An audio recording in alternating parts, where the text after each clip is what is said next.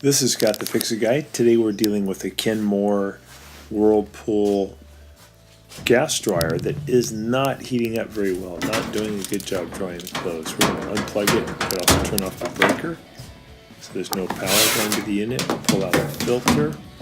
We're going to remove two Phillips head screws here underneath the filter housing. This is going to let us get to some of the inner parts of the dryer that are living underneath the cabinet. So we have to take off the top panel first, and we just have to remove these two Phillips head screws near the filter housing. We've got it all plugged. We're going to be replacing the primary and secondary gas valves. They kind of get worn out and they don't allow the flame to stay on long enough to really heat the clothes. So now we're going to remove the top, and sometimes you can just pull back towards you and lift up on the front. It'll come done, or sometimes you can use a paint scraper to push in on the two clips on the front and left, the front right and left hand corner. And then we want to undo this door switch modular connector, so I'm going to use a standard head screwdriver to pry it apart. And then there's these two screws here on the inside that I have to remove to let the front panel come off. So there's two screws at the top and two clips at the bottom. So we take these two screws out and we have to lift up on the front panel. We lift up and pull toward us, and that release the lower clip and you can get off the front panel. First you have to get these two screws off. We can lift up on the panel, pull it toward us, and then the tumbler will lean in towards you a little bit, but the belt's still holding it in place. So we got the front panel off.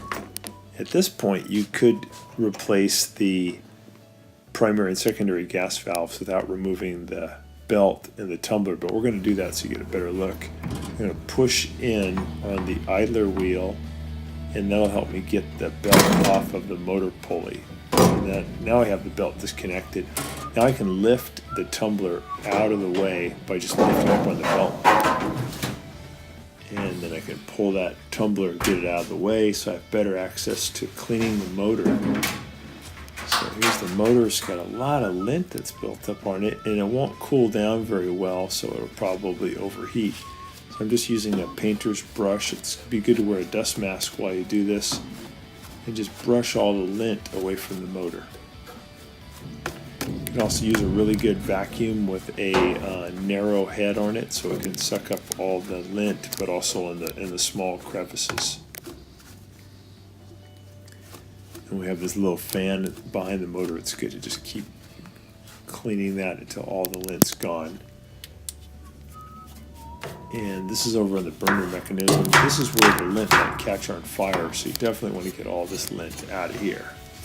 This stuff just builds up over many years, but it is highly flammable. So once we get all that dirt out of there, we're going to take this coil valve kit, it's part number. We're going to replace these old coils so that the flame stays on a little bit longer. I'm going to pull these out of the plastic, and I'm going to take off these modular connectors on the old coils. The big one on the left, little one on the right. And the Phillips head screwdriver, I'm going to undo these two screws that are the brackets that hold on the coils. And then once that's undone, you can lift the bracket off and the coils come straight up. Probably good to replace them one at a time so you don't get confused between the new coils and the old coils. Took that one off. Took the bigger one off, and the bigger one has a little metal insert on the inside. You want to make sure you get rid of that metal insert from the old one and put that into the new one. That's an important part. Some of the coils don't have it on the old one, some do. If there was one on the old one, you want to put it on the new one too. So the big one goes on closest to you, and the thinner, taller one goes away from you. The thinner, taller one, you also want the spade connectors on the top, but on the big one you want the spade connectors to be on the bottom. You're going to put the bracket back on, and it only fits one way. There's little plastic tabs that fit up through a hole on each coil, and it'll help you line them up. You put the Phillips head screws back in, and these little coils will create a more powerful magnetic field that'll keep the gas valve open. We got those screws on tight. We're going to use our Phillips head screwdriver.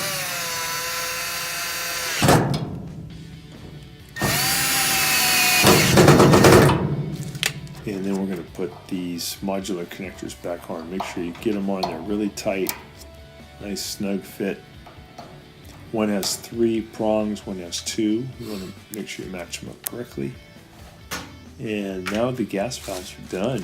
We can put everything back together. We can lift up, using the belt, lift the tumbler up and push it back in to the dryer.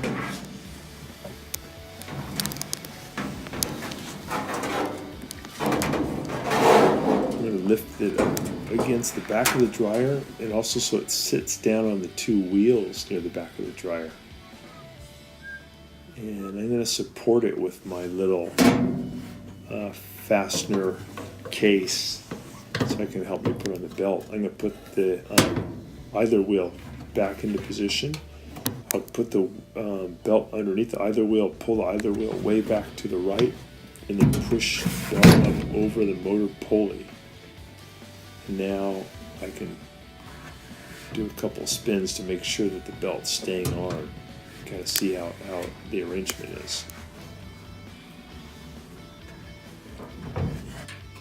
Okay, now I'll put it back together. I got the front panel on. I lifted the panel up, and then I dropped the lower part down on the clips, and now I would need to put the screws back in on the upper part of the panel, fold it in. Lower part again is just clips that the panel slides down onto. Just take your time with those lower clips. A little tricky to do. So we got the door switch connector I'm going to put back together. Plug it in, give it a little test, and we're lowering down the front panel down with its clips. It'll just lock into place. And then there's the 2 Phillips head screws we want to put back in. Take your time here so it doesn't fall, those screws don't fall in by accident. Put them in by hand carefully, and then use the driver to zip them in tight.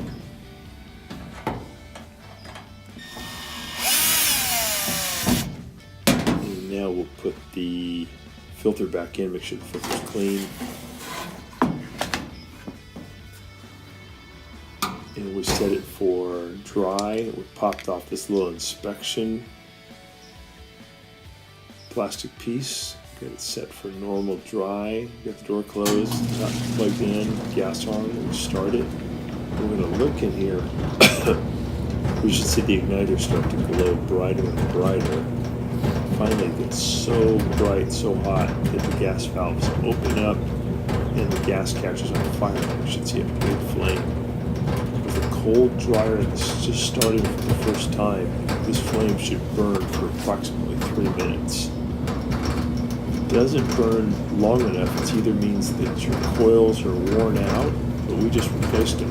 If it still doesn't burn long enough, that's an indication that it's overheating, and that means that the exhaust is not leaving as easily as it should. There's some kind of a clog. So thanks so much for watching, and please subscribe when you get a chance. Thank you.